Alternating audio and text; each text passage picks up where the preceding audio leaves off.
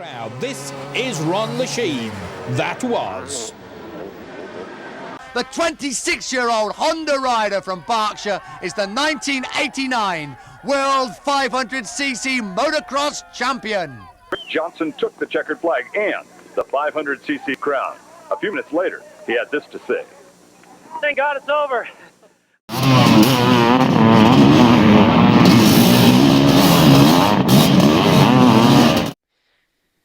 Was there anyone that helped you, with technique, was sort of a coach to you as you were coming through before you kind of turned pro? No, not at all. Nothing. I didn't go to a riding coach until 1988. Is that right? Mm-hmm. And who was that? Gary Bailey. Gary Bailey. David had got hurt. Hmm. David had crashed and, was paralyzed. And so I went and spent the summer in Axton, Virginia, and trained there one whole summer and worked with Gary Bailey.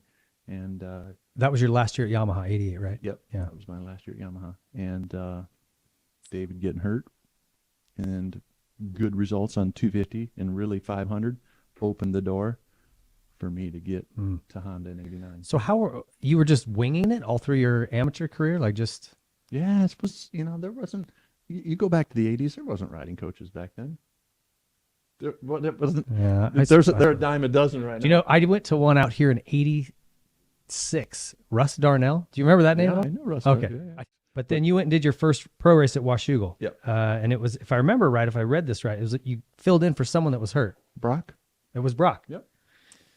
So went from Loretta's to Washougal, and John R. was my mechanic. If anybody remembers John R., Brock's mechanic forever. Brock was hurt, and so we flew out a week early, rode at a little track out there in Washougal, and that was my first national, lining up with the big dogs on the YZ490 air-cooled Pinger. So take me through that first. I mean, Washougal is a pretty iconic place. It's beautiful, but it's also a little tricky because it looks like there's traction and there's not. Yep. There's shadows. You got lots of shadows, lots of legends you're lining up against. Take me through that you're day. Intimidated as all get out, and so I was fortunate to be able to get out there and spend some time with John R., get the bike dialed in a little bit.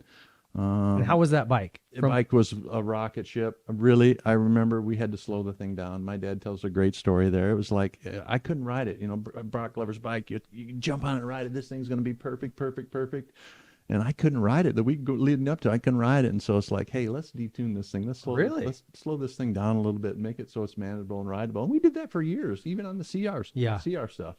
You got to make it to where it's not about having the fastest bike out there. You got to be able to put the traction to the ground. It's delivery, yeah. So and they're doing that now with 450s. Yeah, absolutely. And so got the bike dialed in for us, and again, qualified in easily, no problem. But then you roll up beside the dogger, JoJo Keller. I remember being beside JoJo Keller, just pooping my pants. I mean, JoJo was a big guy, just open face, chubby cheeks sticking out. Like, oh, dude, this guy's gonna eat me for lunch. Yeah.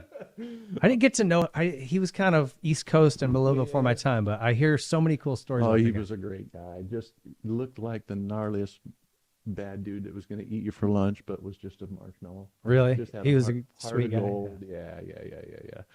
And so ended up 10th at that first national. Okay, that's. So I was number 971. That was my first AMA number. I used it one time, 971 at that. Larry Ward's number. True story. I was 971 Washougal 1986 for one race.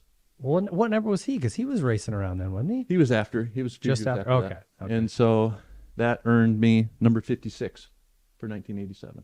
Okay. I mean, that's a good question for him. I don't know if he had the respect of maybe the lack of talent and the work ethic that I put in that led those conversations to Dave Arnold to say, hey, you know what? This guy'd be a good guy to get in here and help develop the bike. And it's funny, Dave Arnold just told me this just the other day. He's like, Stanton, why I really hired you is because we really wanted you to do all the testing and do all the grunt work, and then you turned out to be a champion, and one thing's led to another. Is that right? Yeah, he just told me the story just the other day when we was talking about Triumph stuff. And so, because, we'll go into it, but RJ gets hurt, and then I'm the lead role. Yeah. So, but you know, it's really those conversations between RJ and Dave Arnold that really got me a contract at the end of '88. Did you and Rick ever have battles 87, 88 when you were on the Yamaha still? Did you guys ever have some knockdown dragouts? We battled. I was a better 500 rider just on that old YZ.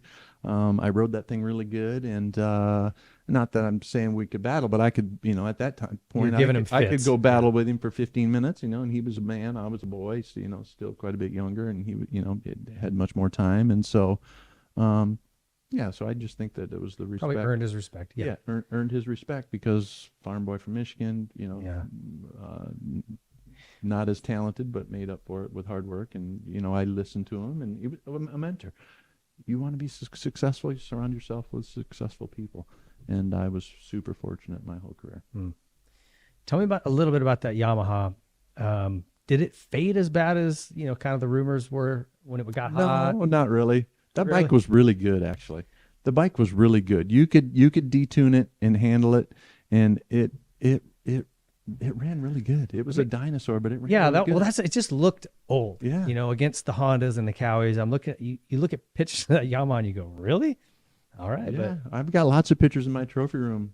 Number 8, just full stand-up mode behind RJ, just coming into the turn with him. And yeah, you and Glover. Who else was riding it at the time? Well, Keith Bowen was a factory Yamaha at that time, and Mickey Diamond. 88, 89 was Mickey Diamond on that thing as well. So, and then we did 6 250s. That was your national championship, 6 or 7. Yeah. You remember that? Yeah. Those, and then you switch. It was a lot different than it was now. So the 125s would do the 12 race outdoors. 250s would do 6 or 7 250s. That was your championship. And then everybody would race 500s. So weird. You think they would maybe make the 500 or the 250 all year long? Right before my time, they did. So Brock Glover, David Bailey, they were the 500 champions. So let's say 85, 86. It was that way. It was 86 down. It was that way. They had, you go to the pro nationals, you had the 125 class, the 250 class, and the 500 class for all 12 races. And the 500 was lackluster, you know, probably not Weren't as many people. Yeah. Yeah, many people. So, and they were still selling the bike, so they still needed to have it for the OEMs. So, okay, let's split this. And it's like a 250 East or West championship. I mean, it's over. You have one bad race. It's like, well, yeah, no, yeah, you're done. You just 6 races for a title. Yeah. So I finished second like 6 or 7 years in a row on the 500. You know, I was a 500 guy, big farm boy, but I finished second like every year. Well, and it was always an interesting dynamic because Suzuki didn't make one, so all of their guys would pile into the 125 class. You know, just made it for an interesting dynamic. Okay, so end of that year, and you had great runs, no wins in '88, but man, lots of podiums, especially towards the end of the season. So it's like you can see the writing on the wall. Yeah. And in the end of the season, those were on 500s. Ricky and I were battling, and so that's where I think that all that respect came and led me. It's not like it is now. You sign a contract. Chase Sexton signs a contract 2 years ago to race this year. It wasn't that way back then. You know, you raced Wugal, and it's like you hope that you were going to get a phone call the next week.